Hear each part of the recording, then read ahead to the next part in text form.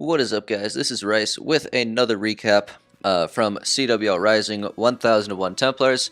This is week 6, so we are headed into the second bye week now, and we ended this sort of second portion of the season on another really close, tough loss. So, yeah, just really struggling a little bit as a clan overall right now, but definitely some highlights still. As you can see, 84 to 85 took a 1-star loss, and it was very close. It came down to the end. Looking at the stats here, we went perfect on dips. They did fail one. We also had an 11v11 triple. Shout out to Mochi for that one. 10v10, they did have 4 where we only managed 2, and 9v9 we did struggle more than them as well. 10v11 struggles weren't as bad this time as they have been in the past, but still we're just a little bit shaky all over, really. We definitely go on good runs, we definitely have highlights, but at the moment just can't really pull off a victory. This is our second loss in a row, I believe, but yeah, like I said, definitely some good parts, good takeaways despite the loss. Going down our lineup, we have Porsche in the lineup for the first time this season, I believe, coming in with a dip 6. Nice job there. Mochi with a 6-pack as well, including an 11v11. So great job there. Batman perfect on dips. Then we have GWP with a 10v10 triple. Darlington with a fresh 10v10 triple. And those are our 10v10s. Stronghold had a 2-star, Stefan with the other 2-star, 10v11. Down to the 9s, we have Captain K with a 6-pack, and that was a fresh hit 6-pack as well.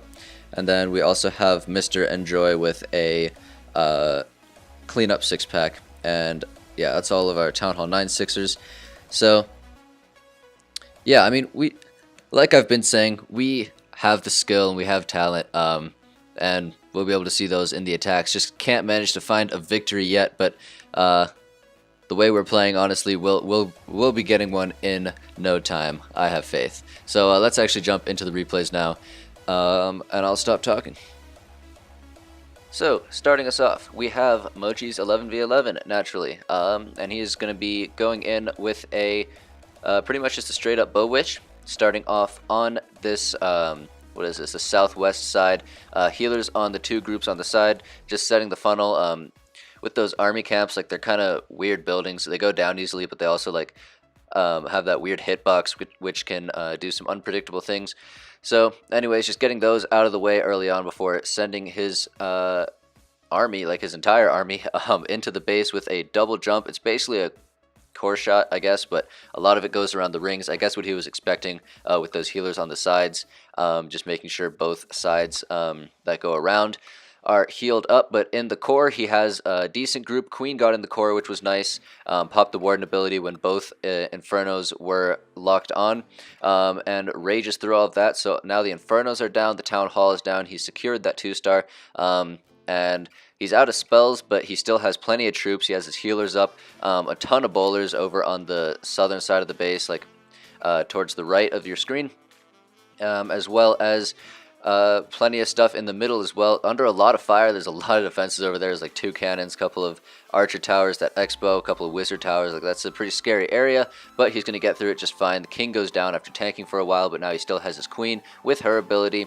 and he's going to pop that here as she gets low to all of that, all of those defenses, but takes a lot of them out as well. And now that there's no more air defenses left in the base, nothing's really going to stop those healers as they switch between the bowlers and the witches on the side, keeping everything nice and healthy. Warden still untouched. I'm going to provide that aura for the troops, and we're going to fast forward through to the end here because there's nothing that this base can do against all the troops that he still has up. Plenty of witches. I think that's like 3 or 4 witches on the side, a bunch of bowlers in the middle, and he just took out everything on that base all at once. So great hit to Mochi. Moving along, we're going to take a look at Stronghold with a 65% 2-star, I believe. So great hit to him. He's going to start off by pre-placing the jump spells. And he's doing an interesting style of bowler smash. You know, normally you start off with like 1 golem, few bowlers behind, you know, get your funnel set. But he's just going all at once, just kind of a spam attack. Not entirely sure what the reasoning behind it was. Maybe to sort of I don't know, negate Eagle Fire by taking out everything at once. Who knows? But it works out really nicely, honestly. He's going to pull out that CC, poison it down. It's a big dragon and a couple of balloons. Yeah, not a very common CC. But going to take it out no problem. And now he dropped his queen a little bit behind the rest of his troops and was hoping she would go into the middle. I don't believe she does, actually. She's going to go around the edge, but there's two bowlers that take the fading jump spell right into the middle, and as Queen takes out that Inferno and a couple more defenses around the side, nothing is going to be able to touch that one bowler he has left on the Town Hall. So now he's got his Queen going around, just gathering some more percent, a couple more bowlers helping her out with that, and there's nothing left that can deal with this bowler. So he's just going to sit here for 45 seconds and let that bowler do work. That's going to take out the Town Hall. Of course, we're going to fast forward through all of that. Nothing really exciting to see, but gets it done. Kind of a sketchy ending there, but I'm not complaining. 65%, great hit to Stronghold, which brings us to the 10v10s. We're going to start off with Darlington with a fresh hit 10v10. Yeah, as you saw earlier, we struggled a bit with the 9s and actually didn't get any 9v10 scouts. Didn't matter to Darlington. He's going to come in here and just wreck this base on the fresh hit. Dropping a couple of bowlers there, taking advantage of that extra shot you get. Because as you can see at the end there, the army camp was one shot away from death, but since the bowlers were firing at the same time, they both shot a rock, and the double bounce damage took out the mortar behind, even though the mortar had more health than the army camp. So need to use two bowlers for that, but definitely got the value out of that. Nice little trick there, executed well by Darlington. And with his queen walk down one end with that funnel set, he's going to start his witches and bowlers down the other side. A couple of golems, more bowlers in the middle. Yeah, queen walking one side as opposed to the witches and stuff on that side. Darlington likes to do that when there's no air defenses in range of the queen walk. And he's just going to send his bowlers, his golems, and his king right up the middle. Gonna lure out the CC. It is a damage CC, but with the poison spells that he brought, he's gonna take care of that baby dragon without a problem, even though there's nothing in there that can actually hit it. Poison spells would do the trick. He actually had a wall breaker fail. I don't know if you caught that, but he is going to adjust. He's going to adapt and let his bowlers beat through the wall while they're under rage and drop his second jump deeper into the base where he originally planned to, even though he had to use his first jump a bit earlier than he would have liked. So it all works out in the end. Great adaptation there. Just making sure that the failed wall breakers don't actually end his raid. And at this point, the core shot has done everything you could ask, pretty much. Taken out the majority of the base, while the queen is still alive and well with her healers, and she is going to finish up. There's nothing inside the base that she'll have to double back for, no walls that she'll have to beat through, although of course you can never be sure what she's going to do. But in this case, works out pretty nicely. Just a few defenses left, a couple of Teslas and a cannon and a wizard tower, and she's going to take those all on one by one. So even though she doesn't have her ability, she's not going to come under any duress. And she is going to finish off the raid for that fresh hit 3-star. Great job to Darlington with that one. And for the other 10v10 of our war, we have GWP going in with a Go Lalo, possibly a Go Bo Lalo. I don't actually remember, but we're going to see in a second. Starting off, going right into the Infernos and the air defenses here. Gets the wall break, even though the Inferno is there. So hidden benefit of that Inferno update from a while ago is now, since no one runs multis, you can just wall break right next to an Inferno tower. So yeah, it's the little things. But anyways, his king's going to get in there, pop the ability early, make sure that he doesn't get tagged by those Infernos. I think he ends up getting tagged anyways. But delayed on the queen, and she's actually not going to go in, but with that king ability, he's going to get in there and take out the enemy queen, which is just enough to start the Lalo portion of the raid. That's all he really needed. So even though queen is going to go around, that's not going to affect the result, since his king was able to take out the queen. So nicely done there. Also with those two air defenses taken out, it's just 2 more air defenses and a couple of back-end wizard towers for the Lalo, and he is well prepared for that. Couple of heal spells, brought a Skelly spell as well. So yeah, definitely knew what the pathing was going to look like here. Drops those heal spells, covers everything left on the base pretty much. Those wizard towers aren't going to do a thing to all those balloons under 2 different heal spells, and he gets a nice split actually as well, taking out all these back end defenses. yeah, sort of spreads out his loons, which helps with cleanup, of course. Drops that Skelly spell on the single Inferno, although honestly it wouldn't have mattered at all.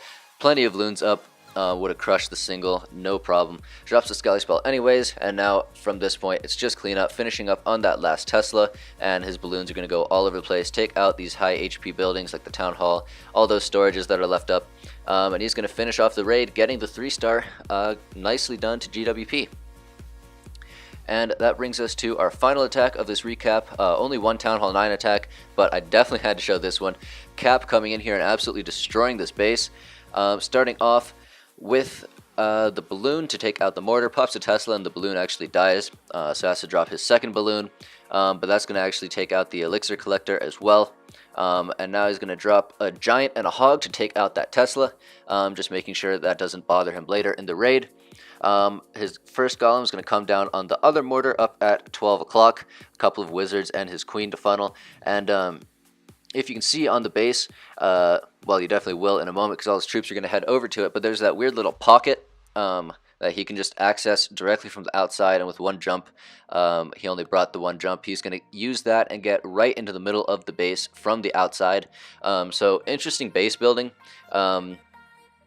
Yeah, I mean, there's a little Tesla farm in this pocket as well, so he takes that out with his kill squad, just getting tons of value. And look, with this jump, he's going to get both of the expos, going to get the queen, going to get the CC.